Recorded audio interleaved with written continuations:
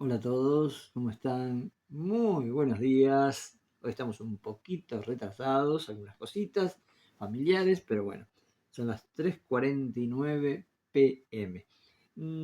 Tenemos un muy bonito cuento, ¿eh? Tengo saluditos para Gerson de Colombia y para Fernanda Gómez Quintero. Y a todos, como siempre, desde aquí, desde Mar del Plata, Argentina, un gran abrazo a la distancia. Bueno, hoy tengo un cuento muy interesante de una autora irlandesa, escritora y periodista. No había narrado nada de esta autora, se llama Maybe Brennan. Y el cuento que elegí de esta autora se titula La más lista. Dice así.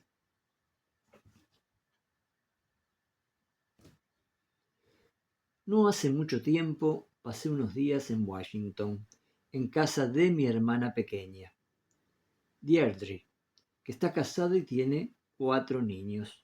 Nos habíamos sentado en su amplia y agradable sala, frente a los árboles frescos y verdes de su jardín, donde los niños se entregaban con entusiasmo a un juego bullicioso.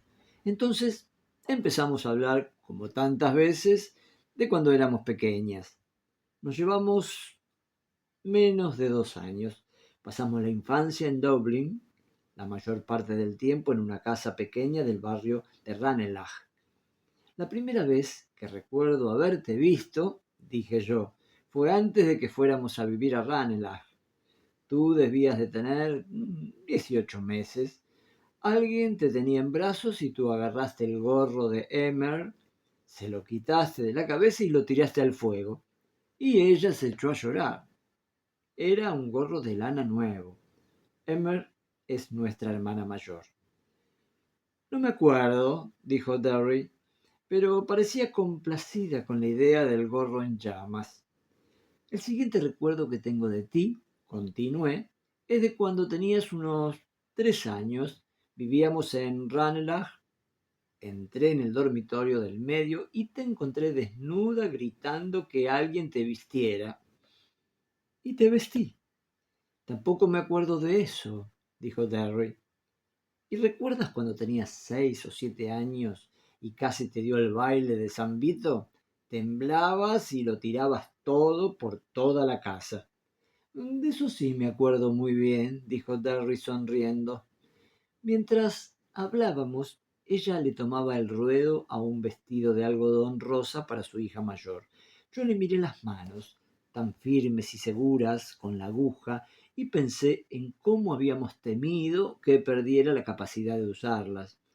No podías ayudar a fregar los platos, le dije, por miedo que rompieras las tazas y los platillos. Cuando no estabas dejando caer cosas, te tumbabas en la cama con los ojos muy abiertos sin poder levantarte. Tenías un aspecto horrible. Hiciste pasar mucho miedo a mamá. Me acuerdo perfectamente, dijo Darry con impaciencia. Pero estabas dormida, repuse. No estaba más dormida que tú en este momento, dijo, y tampoco estaba más cerca que tú de tener el baile de San Vito, añadió con un dejo desafiante. ¿Qué quieres decir? Exclamé. ¿Que era todo comedia? Lo dije en voz alta, sonaba tan estupefacta como realmente estaba.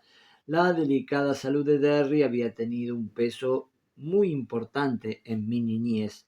Lo primero que recuerdo haber oído de ella era que pesaba muy poco al nacer y que su salud era precaria.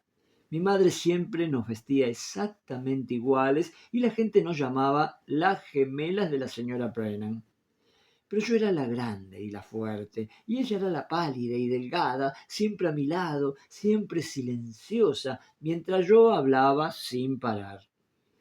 Recordando con qué fuerza todo aquello había influido en nuestra infancia y el modo en que había determinado todo entre nosotras y a nuestro alrededor, naturalmente me sentí horrorizada al escucharla ahora, más de 20 años después, tomándose todo con calma.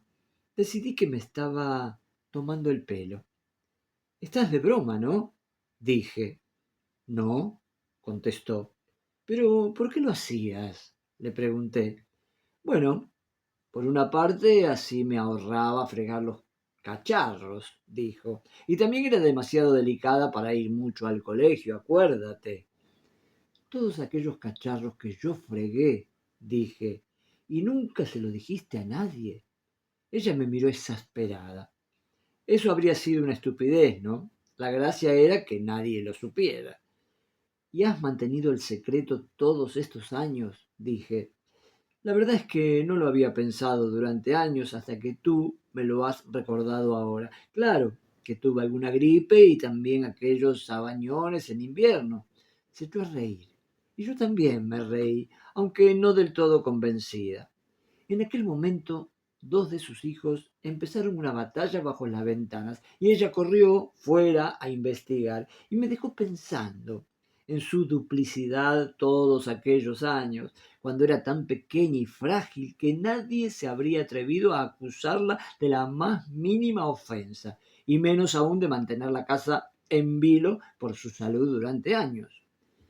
Yo estaba más admirada que ninguna otra cosa, porque tampoco me había molestado fregar los platos, y había recibido muchos elogios de mi madre por hacerlo. Pero me sorprendió pensar que Derry había sido capaz, tan pequeña, de pensar y perpetrar aquella oscura y complicada trama, y de no contárselo a nadie, ni siquiera a mí. Fue entonces cuando recordé que aquella no era la primera vez que me había superado. La primera vez que ocurrió, ella no tenía más de 7 años y yo tenía casi 9. En aquellos años, como decía, yo era más corpulenta que ella y aunque no diría que la intimidara, sí puedo decir que yo mandaba. Toda su vida la estuve mandando sin piedad hasta el momento del que voy a hablar. Y creo que ni siquiera entonces cambiaron mucho las cosas entre nosotras. Recuerdo que yo tenía un juego favorito llamado sentarme en Derry. La hacía echarse en el suelo y me sentaba en su estómago. Y la miraba a la cara haciendo unas muecas que las dos considerábamos aterradoras. Era un simple juego, pero supongo que a veces ella debía de terminar harta. Me sentía superior a ella y protectora, porque ella era muy pequeñita, y porque odiaba el colegio y nunca se aprendía las lecciones, y porque tenía feos y dolorosos sabañones con el frío, y yo no, y sobre todo porque era tímida. De hecho, yo nunca le daba opción de decir una palabra. Siempre se decía que yo era el cerebro de la familia. Derry tiene la belleza, solían decir, pero Maybe tiene el cerebro. Yo me lo creía a pies juntillas. Miraba a Derry y pensaba solemnemente en mi cerebro y en que yo nunca había tenido problemas en el colegio y siempre obtenía buenas notas. En los juegos yo siempre conseguía quedar de las primeras, mientras que Derry jugaba sola por algún rincón y yo siempre me apuntaba a los concursos de canto, aunque no tenía voz, y a los de recitar, aunque no tenía elocuencia. Incluso había decidido ser actriz, pero no le había hablado a nadie de mi ambición, ni en el colegio, ni en la familia, por miedo a que se rieran. Pero un día Derry y yo estábamos sentadas en el jardín de detrás de la casa de Ranelagh. Debía de ser verano porque estábamos sentadas en la hierba y había No me olvides y Quebrantapiedras en flor en los parterres de mi madre. Teníamos una caja de cuentas de collar en la hierba, situada en medio de las dos, y estábamos haciendo collares y disfrutando de mi conversación. «Cuando sea mayor», le dije a Derry, «seré una actriz famosa. Actuaré en el Abbey Theatre y saldré en las fotos y luego iré por todos los colegios y les enseñaré a los profesores cómo recitar».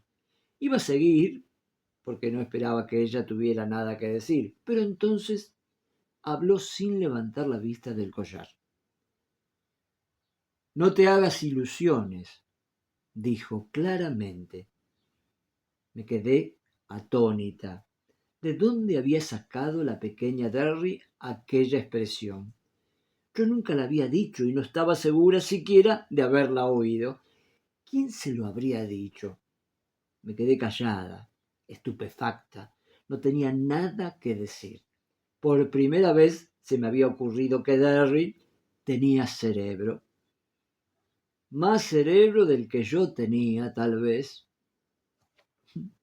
Aquí termina el cuento. Muy original, muy interesante de Maybe Brennan, la más lista. Bueno, lo analizaremos juntos, haremos los comentarios ahora a la tarde, mañana, cuando ustedes gusten. Y mañana, por supuesto, arrancaremos con un nuevo cuento. Un gran abrazo para todos.